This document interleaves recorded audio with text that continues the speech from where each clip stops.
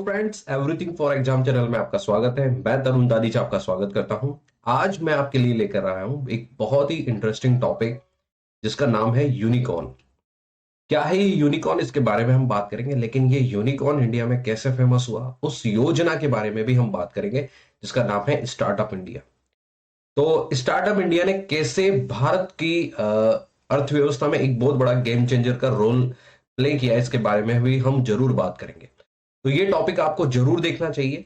इसको सिर्फ नॉलेज के लिए नहीं देखना चाहिए, इसको इसलिए भी देखना चाहिए, शायद आपका वो आइडिया, शायद आपकी वो छोटी सी सोच, शायद वो आपकी छोटी सी कंपनी, उद्योग, शायद कल की भविष्य की एक यूनिकॉर्न कंपनी हो। तो आपको ये जरूर नॉलेज लेना चाहिए। तो चलते हैं फ्रेंड्स, आज का सेशन स्टार्ट करते हैं।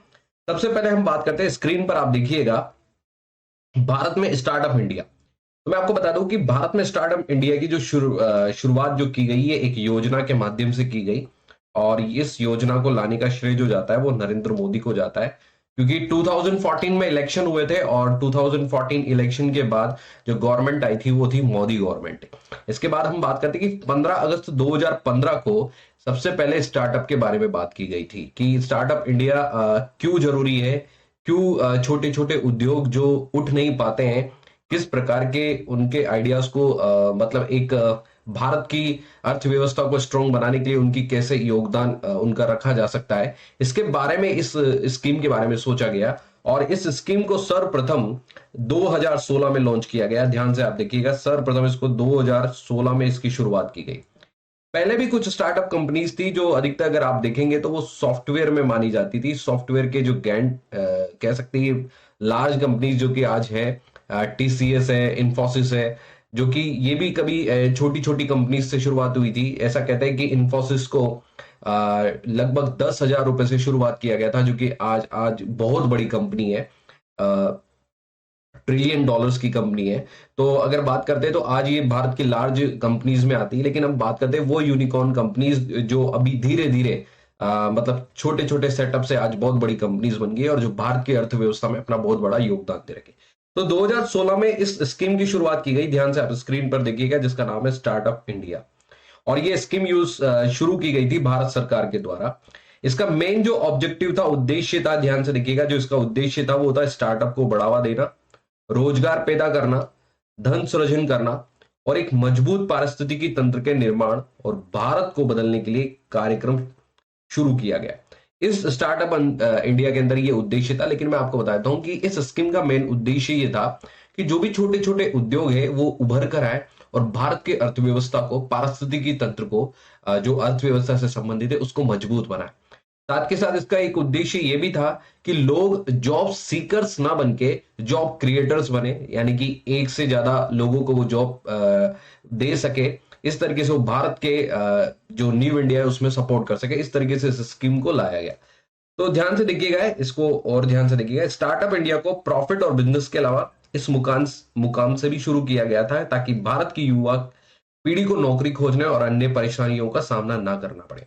कुल मिला के अगर देखेंगे तो ये स्कीम कहीं ना कहीं भारत की युवा पीढ़ियों के लिए बहुत ज्यादा यूजफुल साबित हुई। कैसे भी, जैसे मैं आपको कुछ उदाहरण दूं तो अगर आपने ओयो नाम सुना हो, जोमाटो नाम सुना हो, अगर आपने फिजिक्स वाला जिसको पीडब्ल्यू के नाम से जाना जाता है, ऐसी कुछ कंपनीज को अगर आप जानते हो तो ये सब एक यूनिकॉर्न कंपनीज का हिस्सा है, स्टार्टअप इंडिया का हिस्सा है।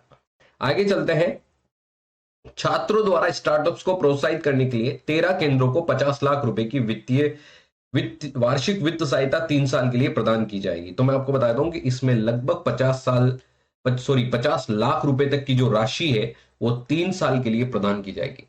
तो मैं आपको बताता हूं कि ये 50 लाख रुपए हैं, ये लगभग 3 साल तक के लिए एक फाइनेंशियल असिस्टेंट के रूप में दिए जाएंगे। और इसका क्या मतलब है? इसका मतलब ये है कि अगर आप कोई अपना बिजनेस सेटअप कर सकते हो, बिजनेस सेटअप किया है और कोई आइडिया है आपके पास, और अगर आप उसको कोई डिलीवर करना चाहते हो तो आप उसको जो भी बैंक, जो गवर्नमेंट के अंदर जो बैंक ये फाइनेंशियल असिस्टेंस जो आपको प्रोवाइड करेंगे, उनके पास अगर आप अपनी फाइल लगाते हो और वो वैलिड प्रूफ होती है तो उसके बेसिस पे आपको 50 लाख रुपए दिए जाएंगे।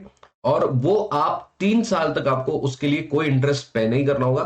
3 साल में आपको अपना बिजनेस सेटअप करना होगा और उसके बाद फिर आपको वो इंटरेस्ट उस पर्टिकुलर बैंक को पे करना होगा। तो ये एक स्कीम के अंतर्गत रखा गया जिसमें 50 लाख रुपए की वार्षिक वित्त सहायता 3 साल के लिए प्रदान की जाएगी। इसके अलावा स्टार्टअप इंडिया योजना के लिए मुद्रा लोन स्टैंड अप इंडिया के तहत लोन को भी अप्लाई कर सकते हैं। यानी कि जो ये दो योजना अलग से आई थी, अगर ध्यान से देखेंगे इधर, जिसका नाम था एक मुद्रा, जिसको बोला जाता है micro units development development refinance agency, इसको बोला जाता है रीफाइनेंस एजेंसी, इसको बोला जाता है। इसकी फुल फॉर्म होती है, एग्जाम में आपसे पूछ भी लिया जाता है। और एक दूसरी स्टैंड अप इंडिया। तो मुद्रा बैंक जो होती है वो भी आपको 3 प्रकार के लोन प्रोवाइड करती है, शिशु, किशोर और तरुण, जिसमें अलग अलग रेंज के पैसे दिए जाते हैं, 5 लाख, 10 लाख और 25 लाख। इसके अलावा जो स्टैंड अप इंडिया है उसमें भी एमएसएमई के लिए बनाई गई, माइक्रो स्मॉल मीडियम एंटरप्राइजेस के लिए, जिसमें भी लगभग 10 लाख से लेके 1 करोड़ तक की राशि जो सपोर्ट है वो इन उद्योगों को दी जाएगी। कि वो माइक्रो उद्योग है या स्मॉल उद्योग है या मीडियम उद्योग है, उस बेसिस पर उसको ये सहायता दी जाएगी। तो ये दोनों उद्देश्य भी जो थे वो स्टार्टअप इंडिया से जोड़े गए, कोलैबोरेशन इनका किया गया। आगे चलते हैं, सबसे फिर बात करते हैं यूनिकॉर्न की। यूनिकॉर्न क्या होता है, ये शब्द आपको समझना बहुत जरूरी है फ्रेंड्स। यूनिकॉर्न एक ऐसी स्टार्टअप कंपनी होती है जिसकी वैल्यू $1 बिलियन से ज्यादा की होती है। तो आजकल जो यूनिकॉर्न यूनिकॉर्न शब्द आप सुन रहे हैं, जो यूनिकॉर्न शब्द जिन कंपनियों को दिया गया है, इसका मतलब उनकी वैल्यूएशन $1 बिलियन से ज्यादा की है, मतलब कि वो 100 करोड़ का आंकड़ा पार कर चुके हैं फ्रेंड्स। ये आपको याद रखना है। हो सकता है कि आज अगर आप कोई यूट्यूब चैनल चलाते हैं या कोई आइडिया आपका है, तो भविष्य में आप भी इसका हिस्सा हो सकते हैं, लेकिन आपको इसको बहुत अच्छे तरीके से डिलीवर करना होगा, तभी आप उस मुकाम पर पहुंच सकते हैं। उसके लिए बहुत मेहनत भी आपको करना पड़ेगा। आगे चलते हैं। एक यूनिकॉर्न स्टार्टअप कंपनी से ही बनती है। कुछ लोग मिलकर एक कंपनी चालू करते हैं, फिर धीरे धीरे उसमें पैसा बढ़ता है और वो कंपनी बढ़ने लगती है। जब इस प्राइवेट स्टार्टअप की वैल्यूएशन $1 बिलियन या फिर उससे ज्यादा हो जाती है, तो वो यूनिकॉर्न बन जाती है। ध्यान दीजिएगा, मैं एक उदाहरण आपको वापस से, अभी लेटेस्ट जो सबसे ज्यादा अगर आप देखेंगे, तो मैं फिजिक्स वाला के नाम से ही इसको एक्सप्लेन करता हूं। कैसे जो ये कैंडिडेट थे जो फिजिक्स पढ़ाते थे अपने घर में ही, और उसके बाद इन्होंने यूट्यूब पर आए, फिर इन्होंने फैकल्टीज हायर की। उसके बाद धीरे धीरे आपने देखा कि इनको इन्वेस्टर्स भी मिले, जैसे वेस्टर्न ब्रीज, जीवीआर पिक्चर्स, इन्होंने इन्होंने इन पर इन्वेस्टमेंट भी किया। और धीरे धीरे देखते देखते आज एक यूनिकॉर्न कंपनी बन गई है। और इनका एक खुद जो कि एक एजुकेशन सिटी है कोटा, वहां पर भी इनका एक खुद का एक कोचिंग डला है बहुत बड़ा, जिसका नाम है विद्यापीठ। तो एक इन्वेस्टमेंट आपको एक आइडिया जो वो आपको, जैसे ओयो की अगर हम बात करें तो वो होटल से रिलेटेड है, जोमेटो जो कि फूड चेन से रिलेटेड है, इस तरीके के आइडियाज आपको डिलीवर करने होंगे, और जो कि आपको बहुत सक्सेसफुल तरीके से डिलीवर करने होंगे, तो आप भी एक यूनिकॉर्न कंपनी बना सकते हैं। आगे चलते हैं। यूनिकॉर्न स्टार्टअप से जुड़ी खास बातें मैं आपको बताना चाहता हूं फ्रेंड्स। 8% टोटल 105 स्टार्टअप कंपनीज है फ्रेंड्स। ये बोलूंगा मैं कि ये भारत के लिए बहुत बड़ी गर्व की बात है, क्योंकि कहीं ना कहीं अगर ये कुछ प्रॉफिट कमाती है तो वो भारत की अर्थव्यवस्था में बहुत बड़ा भागीदार बनेगी। आगे देखते हैं। ये और भारत के लिए वाकई में एक बहुत बड़ी उपलब्धि है, इस चीज को कोई नहीं नकार सकता कि जितनी यूनिकॉर्न कंपनीज इंडिया में बनेगी वो भारत के लिए बहुत बड़ा योगदान होगी। साथ के साथ मैं आपको कहना चाहता हूं कि यूनिकॉर्न स्टार्टअप्स के मामले में भारत तीसरे नंबर पर आ चुका है। तो फ्रेंड्स मैं आपको बता देता हूं कि भारत जो पहले नंबर पर जो है वो है यूएसए, दूसरे नंबर पर है यूके, और तीसरे नंबर पर यूनिकॉर्न कंपनीज के मामले में जो आ गया है इंडिया। मैं आपको कहना चाहता हूं कि इसी तरीके से अगर हमारी युवा जनरेशन एक यूनिकॉर्न सेक्टर्स में अगर अपना विस्तार करती जाएगी, तो मैं कहता हूं कि भारत एक दिन अर्थव्यवस्था की सीढ़ी पर बहुत आगे होगा। आगे चलते हैं फ्रेंड्स। यह कुछ यूनिकॉर्न क्लब की स्टार्टअप कंपनी है जो आज भारत में काफी आगे बढ़ चुकी है। जैसे कि कुछ उदाहरण मैं आपको बताना चाहूंगा। पेटीएम, स्विगी, क्विकर, ओला, जोमेटो, फ्लिपकार्ट, बाइजू, जस्ट डायल इत्यादि। वाकई में फ्रेंड्स ये वो कंपनीज है जिन्होंने, अगर आप देखेंगे तो भारत का एक तरीके से कह सकते हैं स्टार्टअप जो फील्ड है उसको पूरी तरीके से बदल दिया है। पेटीएम जो कि किसी समय बहुत कम लोग जानते थे, आजकल पेटीएम हर चीज में, जो अगर आप यूपीआई यूज करते हैं वॉलेट, तो उसमें हर कोई पेटीएम करना पसंद करता है। स्विगी जो कि एक फूड चेन है, जो कि आप बहुत ज्यादा अच्छे से जो हर प्रकार के फूड को डिलीवर करती, कितनी भी दूरी पर वो हो। इसके अलावा अगर आप देखें तो जोमेटो जो सेम फील्ड से जुड़ी हुई है। फ्लिपकार्ट जो कि अमेजोन को टक्कर देती है। अमेजोन जो कि यूएस की एक ई कॉमर्स कंपनी है, तो फ्लिपकार्ट ने ई कॉमर्स फील्ड में अपना लोहा मनवाया फ्रेंड्स। और बायजू जिसने एजुकेशन फील्ड में इतनी फास्ट अपने आप को डिलीवर किया कि उसने सभी के सभी एजुकेशन जो कह सकते हैं जो बड़े बड़े जो एजुकेशन सेक्टर थे उन सबको फेल किया। जैसे आकाश को इन्होंने खुद ने अपने अंडर में ले लिया। और आगे भी देखिएगा अब भारत यूनिकॉर्न कंपटीशन और रिस्क लेने की प्रकृति में काफी अच्छा हो गया। यानी कि अब लोग इस स्कीम के बाद यूनिकॉर्न सेक्टर जब से डेवलप्ड हुआ है तब से लोग अब रिस्क लेने लगे हैं। और बिजनेस में अब रिस्क, ऐसा कहता है कि बिजनेस तभी सक्सेसफुल होता है जब उसमें रिस्क लिया जाता है। लोग अब रिस्क लेने लगे हैं, न्यू न्यू आइडियाज को डिलीवर करने लगे हैं। और भारत में मैं कहता हूं कि लोग जॉब सीकर्स की जगह जॉब क्रिएटर्स बनने लगे हैं, जो कि भारत की उन्नति के लिए बहुत ही ज्यादा आवश्यक है। आगे चलते हैं। कोरोना जैसी महामारी में भी स्टार्टअप कंपनियों के लक्ष्य आगे बढ़ते जा रहे हैं। प्रधानमंत्री के मुताबिक इन्वेस्टर्स से भी भारतीय स्टार्टअप्स के लिए रिकॉर्ड रिस्पांस देखने को मिल रहा है। आप अगर हम इन सभी को देखें तो ये एक भारत की अर्थव्यवस्था को बढ़ाने वाले वो चेहरे हैं जिन्होंने यूनिकॉर्न के जो कह सकते हैं एक मार्क को हासिल किया है। और ये भारत की अर्थव्यवस्था में बहुत बड़ा योगदान दे रहे हैं। आगे चलते हैं फ्रेंड्स।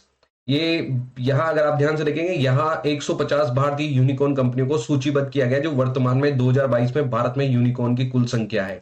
ध्यान से देखिएगा, टोटल 105 भारतीय यूनिकॉर्न कंपनी से फ्रेंड्स, ध्यान से देखिएगा 105, जो कि खुद में एक बहुत बड़ी माइलस्टोन है इंडिया के लिए। 105 कंपनीज भारत में है। एक बार फिर ध्यान से देखिएगा, एक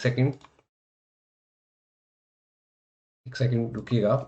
ये देखिएगा, भारत में 105 भारतीय यूनिकॉर्न जिनकी संख्या मैं आपको बताना चाहूंगा। ध्यान से देखिएगा, फर्स्ट जो कंपनी थी जिसका नाम इनमोबी था, शायद जिसको आप नहीं जानते होंगे, लेकिन शायद सेकंड कंपनी फ्लिपकार्ट को आप बहुत अच्छे से जानते होंगे, जो कि एक ई कॉमर्स कंपनी है जिसने भारत में बहुत ही अच्छा मार्केट अपना जमाया है और बहुत ही ज्यादा प्रॉफिट भी कमाया है।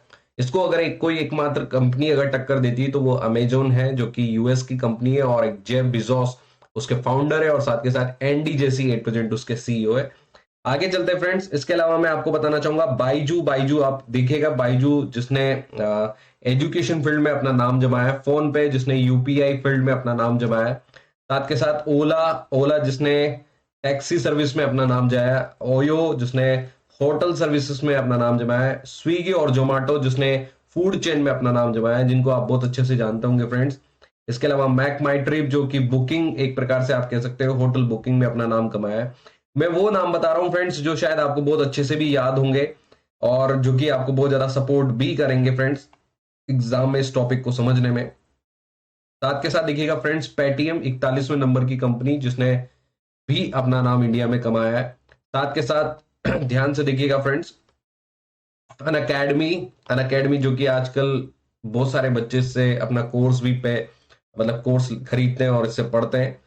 और ये भी एजुकेशन फील्ड में जिन्होंने अपना नाम कमाया। साथ के साथ ध्यान दीजिएगा फ्रेंड्स, वेदांतु ये भी एक एजुकेशन से रिलेटेड कंपनी है, इसको आप बहुत अच्छे से जानते होंगे शायद।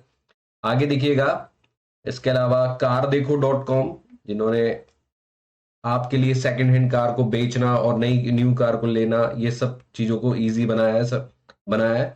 साथ के साथ देखिएगा आप, मैं आपको साथ के साथ लेके जाना चाहूंगा फिजिक्स वाला पे। क्योंकि बहुत ज्यादा चर्चा में भी, अगर आप अभी यूट्यूब पे देखेंगे तो बहुत ज्यादा चर्चा में जो 101वीं यूनिकॉर्न कंपनी है, जो कि आपको याद रखना चाहिए।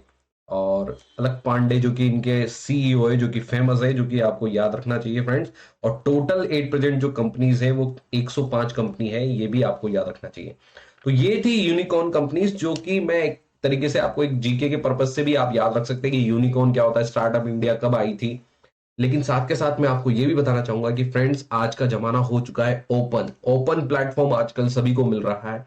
इंटरनेट टेक्नोलॉजी आजकल इतनी ज्यादा हावी हो चुकी है कि आप घर बैठे कोई सा भी बिजनेस आप कर सकते हैं, अपने आइडियाज को डिलीवर कर सकते हैं, अपना बिजनेस स्टार्ट कर सकते हैं। तो अगर फ्रेंड्स आपके पास भी कोई आइडिया हो तो आप उसको डिलीवर कीजिए। मेरा ऐसा मानना है कि अगर आप आइडिया को पूरे हार्ड वर्क के साथ अगर डिलीवर करेंगे तो एक दिन शायद आप भी इन यूनिकॉर्न कंपनीज की लिस्ट में होंगे। तो friends, thank you for watching everything for exam and please like, subscribe and share करना। Thank you.